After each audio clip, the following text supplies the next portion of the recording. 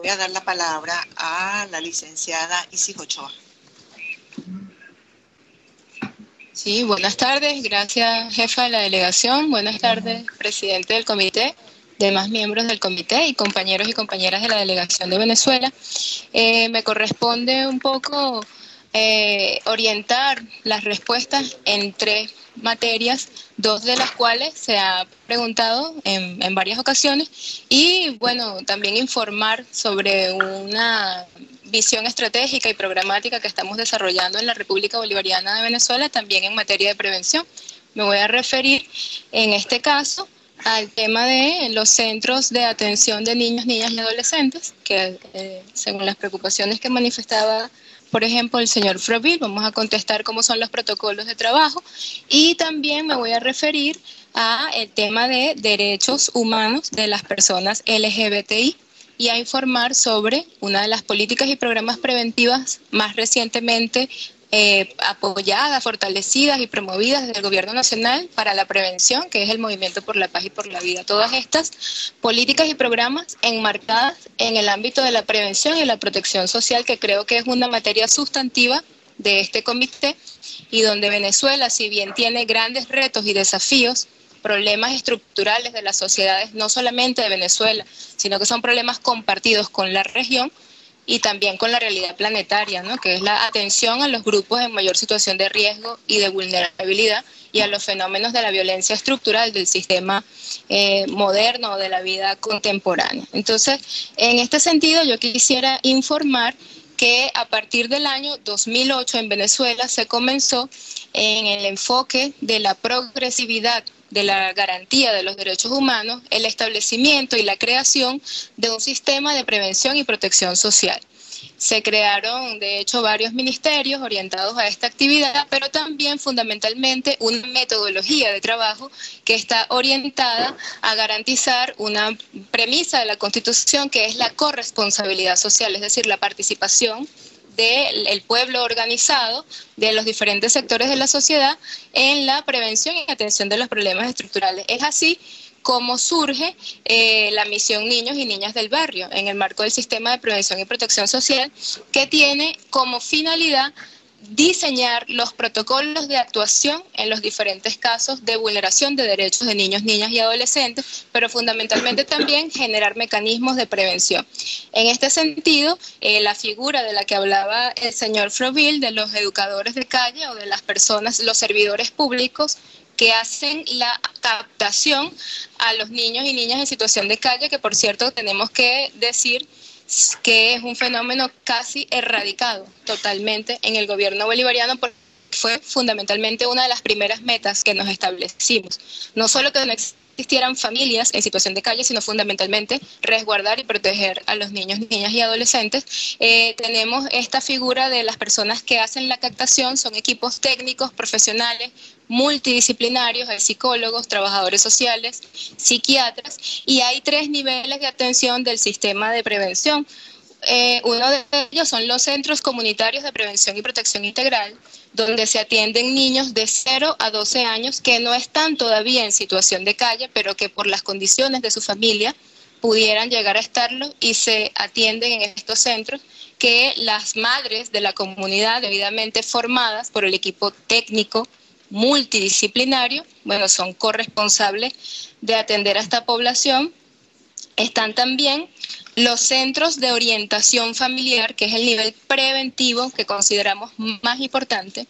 hacer una labor pedagógica que creo que es la labor central de todo proceso revolucionario, la pedagogía política de las nuevas fórmulas y estrategias para la solución de los grandes temas de la sociedad. Nosotros tenemos 15 años haciendo un ejercicio pedagógico y político sobre las metodologías de gestión y la visión de la gestión de lo público, fundamentada en el principio de la corresponsabilidad. En ello se sustenta el sistema de misiones y de grandes misiones. Acá a este comité y en estos exámenes han venido voceros y voceras del Poder Popular a hablar de sus experiencias. Pedimos que esa mirada se profundice aún más para que sean los mismos sujetos sociales, los protagonistas, quienes hablen de la aplicación de las políticas y de los programas. Están estas comunidades, los centros de orientación familiar, los centros de protección y atención integral y finalmente un nivel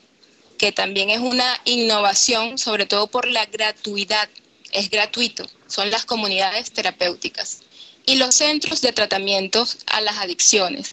Es un tratamiento que en cualquier país del mundo pudiera costar miles de dólares y en Venezuela es gratuito. En este sentido, también tenemos un avance muy importante en la legislación, que es la creación del Sistema Nacional de Tratamiento a las Adicciones. Contamos con 147 centros e instituciones multidisciplinarias para el sistema de desintoxicación. Y dentro de este sistema hay comunidades terapéuticas especializadas en la atención de niños, niñas y adolescentes. Y debemos destacar acá que ningún niño, niña y adolescente puede ser sujeto de atención si no se crea una medida de protección a través del Consejo de Protección de Niños, Niñas y Adolescentes. Es decir, que está absolutamente resguardada su integridad física, espiritual, psicológica. No se amarra a los niños, no se golpea a los niños, hay un protocolo altamente especializado de equipos técnicos profesionales y podemos invitar al señor Froville a que conozca los protocolos de trabajo y las dinámicas. En este sentido, también la pregunta que se hacía sobre la consulta de la reforma de la LOPNA, efectivamente, el proceso de consulta se abrió en noviembre del año 2013 y fue en diciembre del año 2014 donde se aprobó en segunda discusión en la Asamblea Nacional la reforma de la ley después de una vasta consulta popular, de una consulta pública, que se cambiara la edad justamente para privilegiar el enfoque preventivo y no punitivo, para dictar medidas de protección a los adolescentes que incurran en algún tipo de delito, entendiendo que los niños, niñas y adolescentes son la población más vulnerable de ser víctimas y victimarios de la violencia, por las características del sistema capitalista que en sí mismo es estructuralmente violento.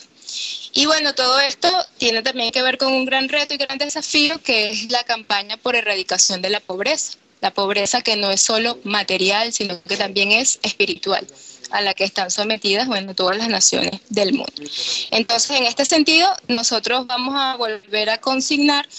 toda la información que se dio en las primeras cuestiones sobre el sistema de prevención y protección social. ¿Por qué hablo del sistema y no hablo de la misión Niños y Niñas del Barrio? Porque a la fecha, en el año 2015, entendiendo que tenemos un retraso en la presentación de estas informaciones ante este comité, se han creado nuevos mecanismos. Uno de ellos, por ejemplo, es la misión Hijos de Venezuela y la misión Hogares de la Patria y este sistema nacional de tratamiento de las adicciones que vienen a formar parte de toda una estructura, un complemento de esta política inicial que fue la misión Niños y Niñas del Barrio. Entonces, con eso, bueno, podemos un poco orientar sobre las preocupaciones y ahora vamos a referirnos a la información que se nos solicitaba sobre la población LGBTI. Hoy precisamente nos acaban de informar que el presidente de la Asamblea Nacional, el compañero Diosdado Cabello, el diputado Diosdado Cabello, decía que deberíamos tomar medidas para acelerar la respuesta en torno a la legislación de la comunidad sexodiversa. Es decir, es un tema en el que no estamos satisfechos, que sabemos que tenemos grandes desafíos, pero que tenemos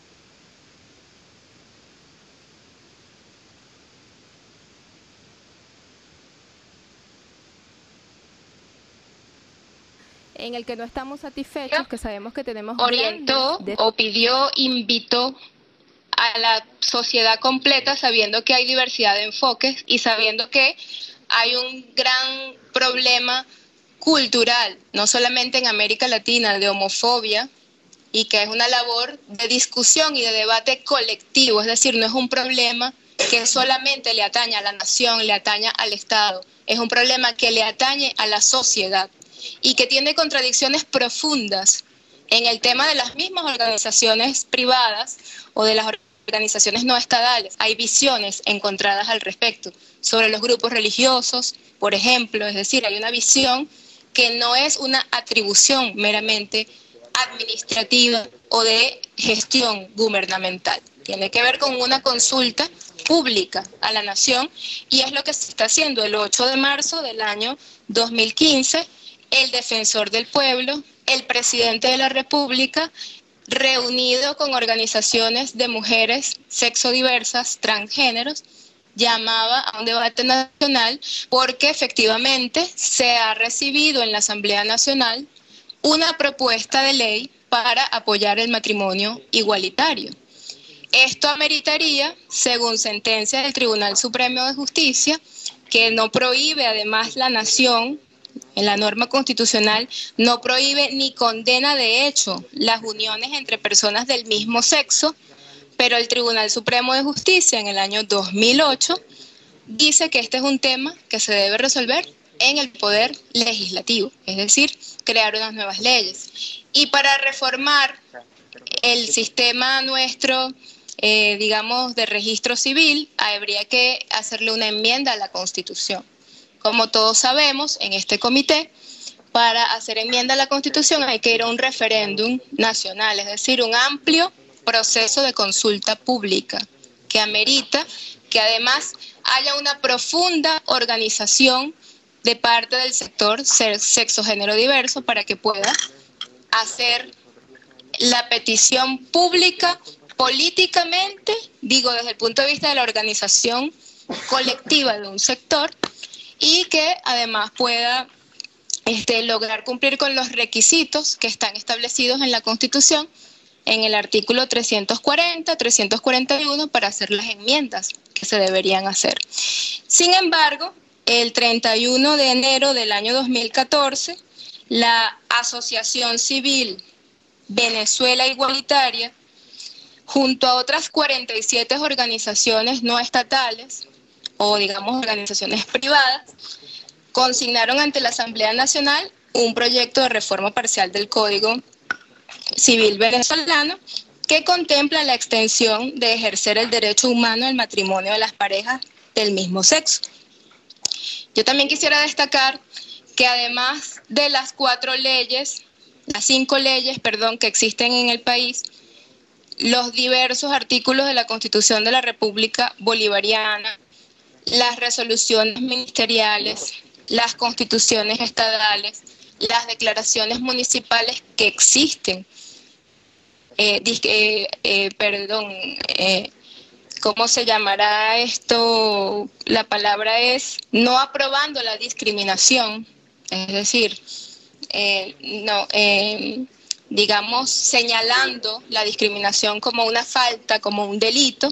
También nosotros, desde el partido, digamos, mayoritario, hemos velado por la participación política. Es una de las preocupaciones de este comité, los derechos civiles y los derechos políticos de la comunidad sexo-género diversa. Es decir, la Asamblea Nacional recibe a todas las organizaciones sociales y también se ha convocado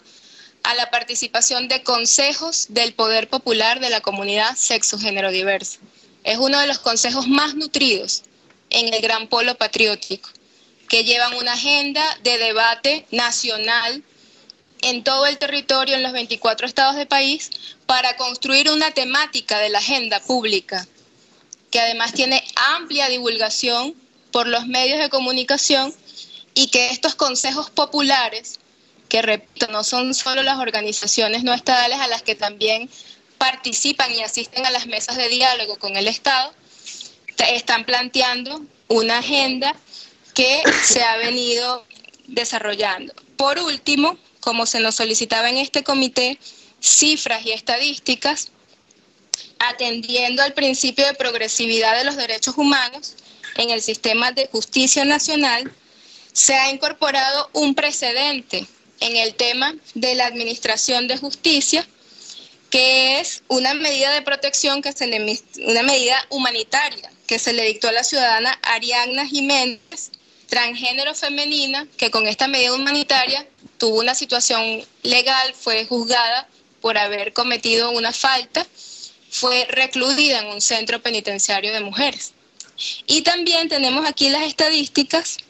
para ya cerrar al respecto. En este actual periodo de la Defensoría del Pueblo, este informe lo vamos a consignar, es un informe que tiene datos estadísticos muy importantes, muy interesantes sobre estos precedentes.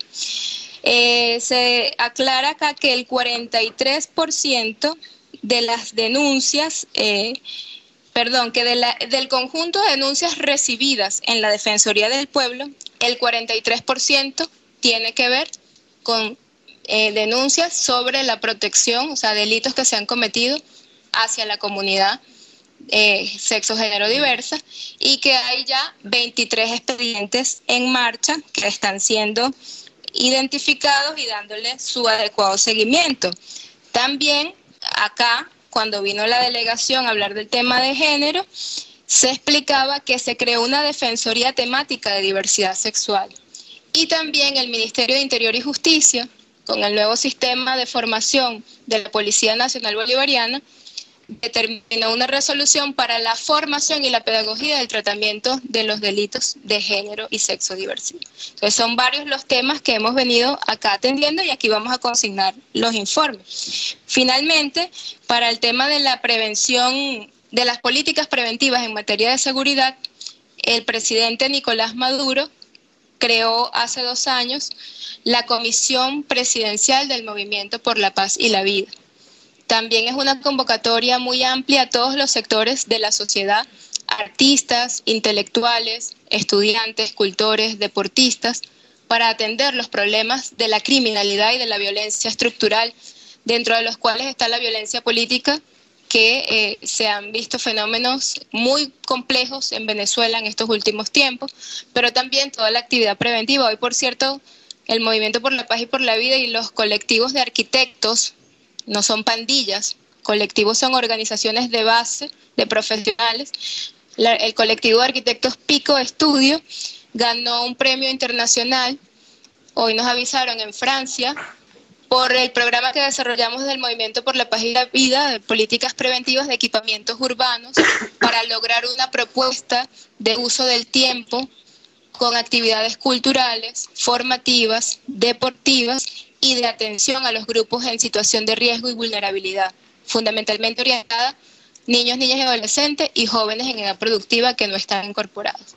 Y bueno, queríamos compartir esta buena noticia con ustedes. Yo, como ustedes conocen, soy la alta comisionada presidencial para el Movimiento por la Paz y por la Vida. Como no se preguntó al respecto, vamos a consignarle al comité mucho material bibliográfico, fotográfico y audiovisual para que conozcan de estas labores. Muchas gracias por su atención. Otuara Poremantu, Nagna Cariña, Audetiuma, Clara Vidal, excelentísimos miembros del comité y parte de nuestra delegación, nuestros compañeros. Realmente quisiera iniciar con el simple hecho de estar aquí como mujer indígena. Es uno de los grandes ejemplos que tiene la población venezolana, el gobierno revolucionario, que dignifica a estos pueblos indígenas, que nos dignifica como mujer y como ciudadanos y ciudadanas de la República, realmente reconocido en nuestra Constitución bolivariana. Realmente voy a referirme sobre algunas las inquietudes, ¿no?, que se nos han hecho saber en materia indígena. Es importante también resaltar que suena un poco relevante cuando antes de 1998 no había ningún tipo de inquietud ante los pueblos indígenas en Venezuela. Hoy en día sí hay muchas inquietudes y se les agradece por todas esas inquietudes y todas esas preocupaciones al respecto. En cuanto a la consulta previa informada, nuestros pueblos indígenas ha sido uno de nuestros desafíos más difíciles y controvertidos del derecho nacional e internacional en los países con población indígena. Venezuela no escapa a este reto en el desarrollo de su normativa jurídica, desafío que se ha complejizado complejizado, cuando es inexistente una sistematización de los estándares jurídicos internacionales aplicables a la consulta de los pueblos indígenas, y en el que se evidencian normas y contenidos con parámetros e intereses distintos. A pesar de ello, Venezuela cuenta con la Ley Orgánica de Pueblos y Comunidades Indígenas, lo cual define claramente la obligatoriedad y los mecanismos a seguir para la realización de la consulta previa e informada, aun cuando debemos visibilizar que esta no define la obligación de reportar la realización de los procesos de consulta ni el organismo encargado de llevar el registro de estos procedimientos. Ello nos ha llevado a evidenciar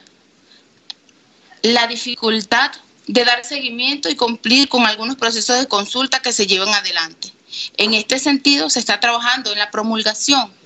de un reglamento que defina la obligatoriedad de reportar ante un ministerio que fue creado por el gobierno revolucionario en el 2007, que es el Ministerio del Poder Popular para los Pueblos Indígenas, todos los procesos de consulta que se realicen, en el que además incluya los efectos de la consulta y las reparaciones por los daños ocasionados por la falta de esta o por una consulta inadecuada, entre otros aspectos. La Ley Orgánica de Pueblos y Comunidades Indígenas indica claramente que cualquier comunidad que vea afectados sus derechos por el desarrollo de un proyecto, sin el debido proceso de consulta previa e informada, puede introducir una acción de amparo. En este sentido, sentimos con orgullo informar que además de todas las consultas antes realizadas en nuestros pueblos indígenas, producto de un proceso también de consulta, se realizaron 1.569 asambleas en las que eligieron los voceros de los pueblos indígenas que integran el Consejo Presidencial de Gobierno Popular para los Pueblos Indígenas, una instancia más de consulta para nuestros pueblos indígenas, el cual,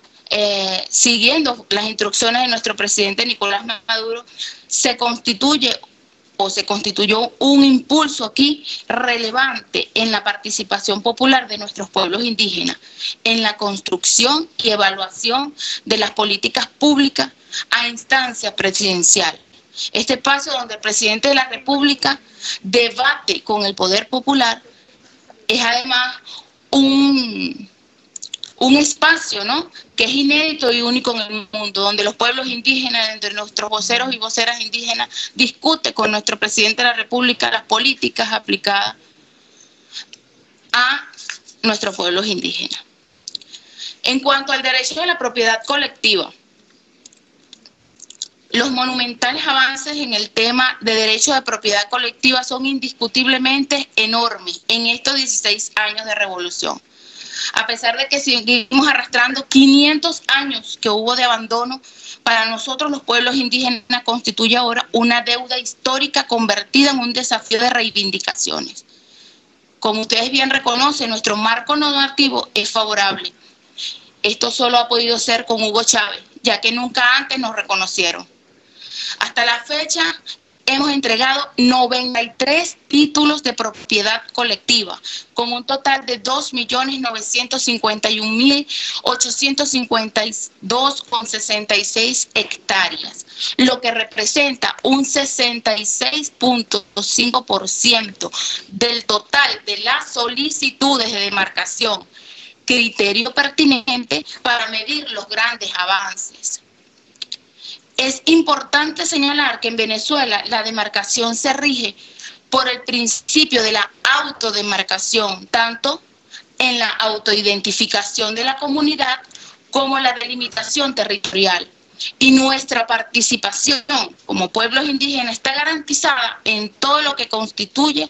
este proceso,